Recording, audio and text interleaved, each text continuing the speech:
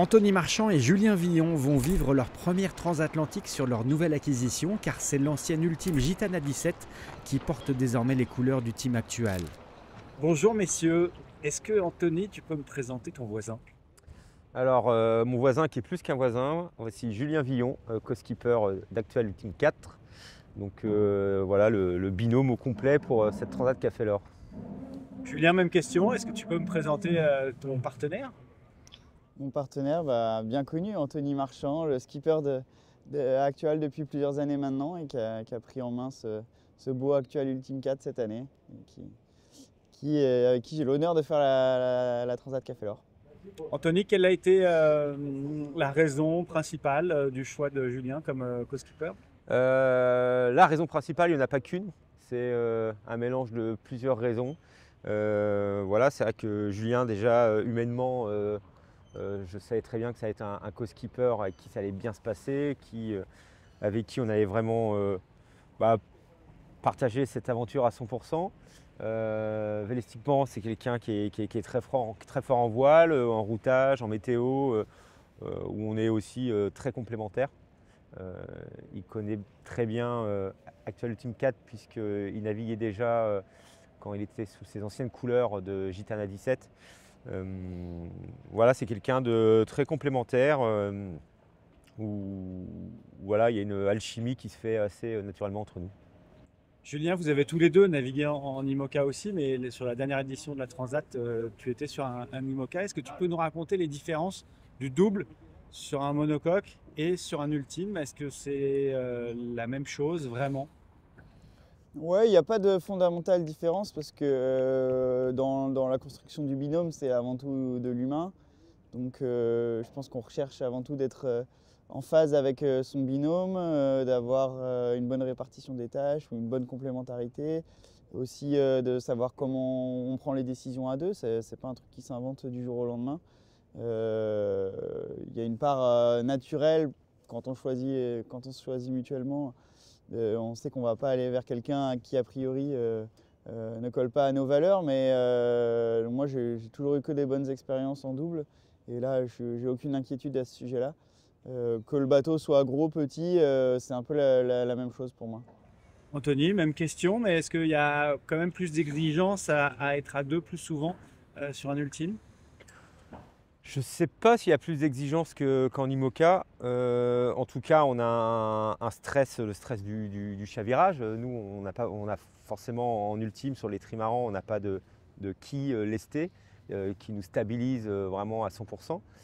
Donc c'est des bateaux justement qui ont l'instabilité et c'est l'instabilité qui fait ces bateaux aller vite. Donc voilà, il y a un petit stress de cette instabilité qui est voulu.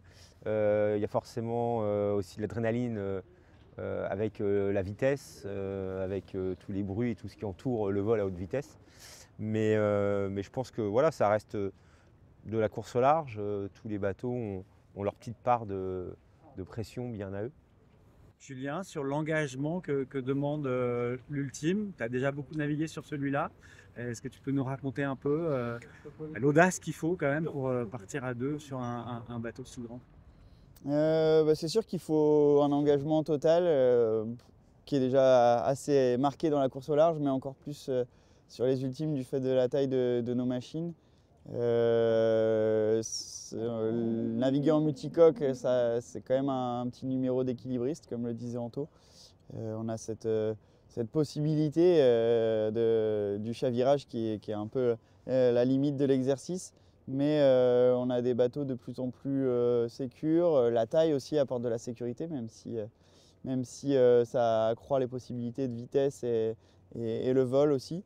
Donc ça demande un engagement total pour mener ces machines à 100% le plus souvent, enfin le maximum de temps. Parce que les voiles sont lourdes, les manœuvres sont compliquées. Donc chaque choix dans ce qu'on fait en termes de changement de configuration du bateau quand on est en course ou de changement de trajectoire ou de choix de route est impactant assez fortement derrière.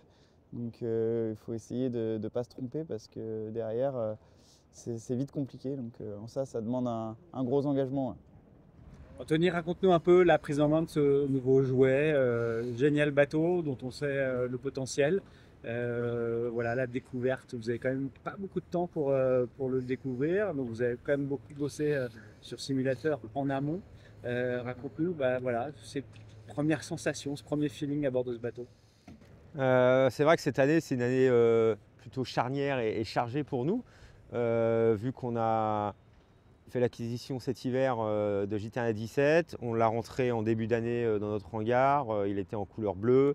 Il y avait toute la phase cosmétique qui a duré 4 mois pour le mettre à nos couleurs. En même temps, pour essayer de gagner du temps pour une mise à l'eau qui était prévue en juillet, on a fait l'acquisition du simulateur de Gitana et on a pu commencer à lancer des runs, essayer de s'entraîner, naviguer, essayer de comprendre la philosophie de la machine. C'était quelque chose qui était très important. En tout cas, ça allait nous faire gagner du temps sur la mise en route du bateau à ses premières navigations. Et voilà, on a respecté tous nos objectifs durant ce changement de garde-robe sur Actual Ultimate 4. Et rapidement, au bout de 2 jours de navigation, on s'est lancé sur la Fastnet Race. Donc ça a été un sacré challenge, en tout cas, c'était un très bel objectif. De suite après la mise à l'eau, aller sur la ligne de départ d'une course contre les autres ultimes. Et en tout cas, on était très focus tout cet été, sans repos, à tourner avec l'équipe pour essayer de naviguer le plus possible. Et on a vraiment respecté à la lettre notre rétro-planning du départ de la Transat Café L'Or à la réception en amont de JT1 17. Donc voilà, aujourd'hui, avec l'Actual Ultimate 4, on est vraiment ravis d'être là aujourd'hui sur cette ligne de départ de la Transat Café L'Or. On a rempli toutes nos cases, tous nos objectifs d'entraînement, navigation, de préparation. Et je pense que l'équipe peut vraiment être fière de tout le travail qu'elle a pu accomplir durant toute la saison en tout cas. Parle-nous un peu de ton feeling à la barre. Et le feeling, sensation. bah, Avec l'excitation, j'imagine. voilà, il y a beaucoup d'excitation. C'est une machine qui est géniale. Voilà, c'est un bateau qui est beaucoup plus puissant que notre précédent, qui a une hauteur de vol beaucoup plus haute, qui a une stabilité de vol aussi plus grande, qui comble vraiment tous les trous de vitesse qu'on pouvait avoir avec Actual Ultimate 3. Aujourd'hui, ça nous donne ces nouvelles sensations, ça nous donne de nouveaux objectifs aussi. Voilà, de performance. On sait que maintenant on peut vraiment se battre contre la concurrence. Et voilà, il y a une fierté de pouvoir naviguer sur cette machine. Julien, une des nouveautés cette année, c'est l'absence de routage extérieur. Tu as une grande spécialité, c'est la météo. Raconte-nous comment tu vas gérer ça, comment vous allez travailler ensemble. Et ce que ça représente en temps passé à compulser tous les fichiers pour établir la stratégie. Alors, ce que ça représente, c'est à mon sens des opportunités, puisque jusqu'ici, et c'est vrai que comme tu le mentionnes, il y avait du routage en ultime et on ne va pas pouvoir être dans le même format, c'est-à-dire qu'on ne va pas pouvoir dédier autant de temps, Anthony et moi, à bord que ce que ferait une cellule de routage 24 heures sur 24 à analyser la météo, les fichiers et beaucoup de sources. Donc il va falloir qu'on soit autonome là-dessus. À vrai dire, j'ai pas énormément de crainte par rapport à ça parce que moi j'ai souvent été de l'autre côté. J'ai jamais été routé, donc dès que j'ai fait une transat ou une course, il a toujours fallu faire la nav et faire la stratégie, donc ça ne va pas me changer grand-chose. De ce fait, le fait qu'on n'ait pas des cellules de routage qui sont toutes aussi performantes les unes que les autres dans ces équipes-là, donc souvent les solutions de route et les choix de route convergent. Là, on va fatalement avoir tous un peu moins de temps pour l'analyser. Donc peut-être qu'il va y avoir des petits ratés, plus d'opportunités, plus d'analyses différentes, donc produire des routes un peu divergentes. Donc moi je trouve ça plutôt excitant plutôt que d'avoir une course très, très alignée où forcément plus on passe de temps sur ces fichiers à analyser, plus on utilise les mêmes sources de données météo à peu de choses près. Donc les idées et les solutions convergent. Là, le fait d'être intégré de la fatigue, moins de temps de travail et devoir le gérer avec le reste des aléas de la vie d'un ultime, ça peut rendre le jeu vraiment plus intéressant. Anthony, est-ce que tu peux nous expliquer ce qui a présidé à ce choix? On considère maintenant que les marins peuvent gérer la gestion météo à bord, ce qui n'était pas le cas avant. Qu'est-ce qui explique ce choix? Il y a beaucoup de choses qui expliquent ce choix. Déjà, c'est un choix de classe. C'est vrai qu'aujourd'hui, on a des bateaux qui sont de plus en plus fiabilisés. On a atteint, je pense, dans la classe ultime, une maturité sur nos machines. On a pu le montrer sur l'Arc Ultime Challenge, Tour du monde en solitaire, où 90% de la flotte a terminé. Et, et je pense que c'était aussi un choix aussi des marins pour ouvrir le terrain de jeu, comme a pu l'expliquer Julien en amont. Ça va ouvrir sûrement des portes. Aujourd'hui, un coureur au large, quand il gagne une course, c'est juste le coureur qui a fait le moins de bêtises, stratégiquement parlant et météorologiquement parlant. Donc voilà, on sait qu'il va y avoir des bêtises. Surtout, il y en a encore plus quand il n'y a pas de routage à terre. Et en fait, c'est encore plus excitant. Donc justement, ça va vraiment ouvrir le terrain de jeu et ça peut devenir presque une course du Figaro sur l'Atlantique. Tu peux nous expliquer, Julien, comment vous analysez le plateau? Vous n'êtes que 4 à partir. Comment vous allez gérer la prise en main de ce bateau, l'adversité, la tentation de suivre ceux qui vont le plus vite? Comment vous allez placer le curseur en fonction voilà, de vos impératifs, de vos objectifs? Ça va être assez simple dans la mesure où le plateau est assez homogène à mes yeux, donc il n'y a pas chacun a ses heures de gloire et des points forts et des points faibles. Après, il commence à y avoir des différences générationnelles entre les bateaux, hein. Celui-là qui a un palmarès hors norme date quand même de 2017 aussi, donc a son état de maturité qui est déjà depuis quelques années quand les autres y arrivent. Donc l'écart s'est forcément comblé entre le potentiel de ce bateau-là et ce qu'il pouvait avoir comme marge il y a encore 3-4 ans et ce qu'il en est maintenant. Néanmoins, pour nous, on n'a pas à rougir. On a une machine qui peut gagner la Transat Café L'Or sans aucun problème. Comme je l'ai déjà dit, il faut se concentrer sur nous, sans regarder les autres. Exploiter le bateau de la première minute jusqu'à la dernière, le plus proche des 100% de son potentiel. Ça veut dire à la fois être sur les réglages et mettre de l'intensité à bord pour que ça aille vite, mais aussi faire les bons choix de voile, pas se tromper dans ces éditions-là, ménager un peu la prise de risque quand on fait une manœuvre pour pas faire de bêtises à ces endroits-là. Ça suppose accepter de perdre un peu de terrain pour sécuriser les manœuvres, mais c'est un mal pour un bien. Donc il faut arriver un peu à faire la part des choses de tout ça, ce qui est de l'ordre de vouloir bien faire et de précipiter les choses ou de dérouler un plan. Et je pense qu'on est dans cette logique-là de vraiment dérouler une partition propre, que ça soit techniquement sur le bateau et aussi stratégiquement pour tracer les meilleurs bords et la meilleure route jusqu'à Fort-de-France. Et si on aligne un peu ces deux composantes-là, en se gérant bien à bord, le bateau et notre binôme, il peut gagner la Transat.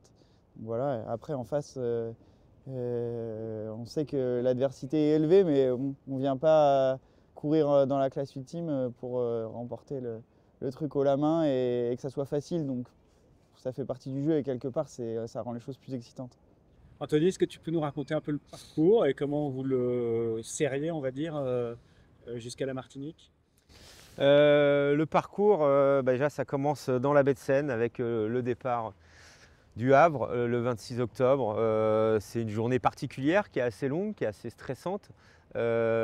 C'est une journée de départ. On a toujours envie de prendre vraiment un beau départ pour honorer tout le travail que toute l'équipe a fait sur nos machines. Aussi honorer la chance que le partenaire ou les armateurs nous offrent de naviguer sur ces machines-là. Donc voilà, c'est un peu une journée très comme sur n'importe quel bateau, quoi. Une journée de départ, tu as juste envie de prendre le meilleur départ. Après, il y a forcément cette sortie de la Manche qui est toujours un peu stressante, parce qu'il y a beaucoup de trafic maritime, beaucoup de zones de danger à éviter, des cailloux, du courant, des plaisanciers et des pêcheurs. Et voilà, il y a vraiment beaucoup d'activités en Manche. Donc c'est toujours une phase un peu stressante. Après, il y a cette sortie, ce dégolfage comme on l'appelle, voilà, traverser le golfe de Gascogne pour aller se rapprocher des côtes espagnoles, où là on peut souvent avoir des régimes un peu dépressionnaires, avoir vraiment des systèmes dépressionnaires, de la mer, du vent, des manœuvres. Donc on verra ce qu'on aura le 26 octobre, mais en tout cas toujours les 48 premières heures très, très engagées, souvent très, très denses, avec une flotte qui est très compacte et avec une adrénaline qui est plutôt à son maximum, j'ai envie de dire. Et là, après, rapidement, faire le tour d'anticyclone des Açores, en tout cas essayer d'aller récupérer les alizés le plus rapidement possible. Et là, on change complètement de philosophie. On est avec nos grands Genaker, à grand voile, presque en board short t-shirt dans l'Alizé, lancé à pleine vitesse. Et on switch très rapidement dans un autre mode, beaucoup plus de transat atlantique, avec un rythme à bord qui commence à s'installer aussi pour le binôme et les navigants.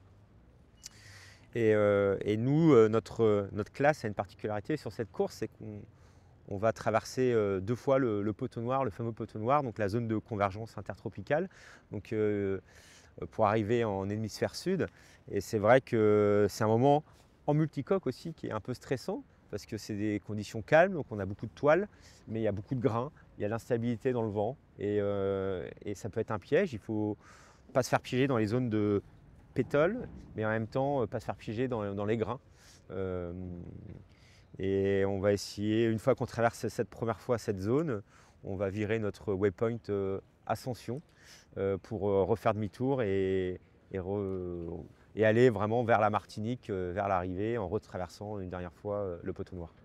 Julien, justement, c'est arrivé sur la Martinique il y a 2 ans avec une zone d'exclusion qui conditionnait un peu le retour et l'arrivée sur la Martinique. Ça limitait quand même le jeu stratégique. Comment vous envisagez les choses?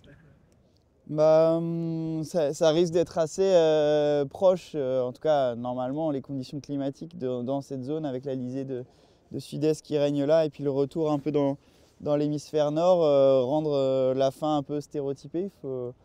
Faut composer avec cette rotation du vent quand on revient vers l'hémisphère nord et au sud cette zone interdite qui nous empêche de vraiment aller très proche de l'Amérique latine. Donc il faut trouver le bon moment pour se mettre sur le dernier bord pour aller vers la Martinique. Mais encore tout ça est toujours très conditionné aux conditions qu'on a dans l'arc antillais. Il peut y avoir des choses qu'on n'a pas encore trop vues, comme des petits phénomènes dépressionnaires qui bloquent un peu l'alizé aussi sur les Antilles. Donc voilà, ça reste ouvert jusqu'à la fin. Et puis je pense qu'on peut rajouter aussi, mécaniquement parlant, sous cette dernière portion vers la Martinique, il y a de grandes chances qu'on n'ait pas tous les bateaux à 100% de notre potentiel. On peut avoir une drisse ou un système de voile ou une voile déchirée ou quelque chose qui handicape un petit peu un concurrent ou l'autre. Donc c'est souvent une phase intéressante parce qu'on voit des différences de vitesse un peu inhabituelles dans les dernières parties chez les concurrents. Et en fait, on se rend compte à chaque fois que même si on a l'impression que c'est un peu tout droit, rien n'est fait jusqu'à la ligne d'arrivée. Et c'est aussi beaucoup de manœuvres potentielles. Et c'est beaucoup de manœuvres potentielles. C'est vrai que dans l'Alizé, surtout vers la fin, vers la côte antillaise, vers l'arc antillais, on peut arriver dans des phases avec pas mal de grains, souvent la nuit. En fait, voilà, la journée, il y a tous ces petits nuages d'Alizé, mais ils se chargent d'humidité la nuit pour générer des grains. Donc il y a des changements d'angle de vent, de force de vent, et c'est souvent pas très reposant en fait, ces fins de course. On a déjà toute la fatigue accumulée et voilà, tous les points de passage qu'on a eu tout le long de la course qui usent le bonhomme, qui usent les marins. Et en fait, il ne faut pas se relâcher en fin de course. Il faut encore avoir de l'énergie parce qu'il y a encore quelques coups de manivelle à tourner jusqu'à la ligne d'arrivée. Ce serait quoi une course réussie pour vous? Une course réussie, c'est d'être fier de notre parcours, fier de nous, que le team actuel et le groupe actuel soient fiers de tout le travail qu'on a accompli. Voilà, je pense que c'est surtout ça, être fier de nous. Et ben, c'est tout ce qu'on vous souhaite. Merci, bonne course. Merci. Merci.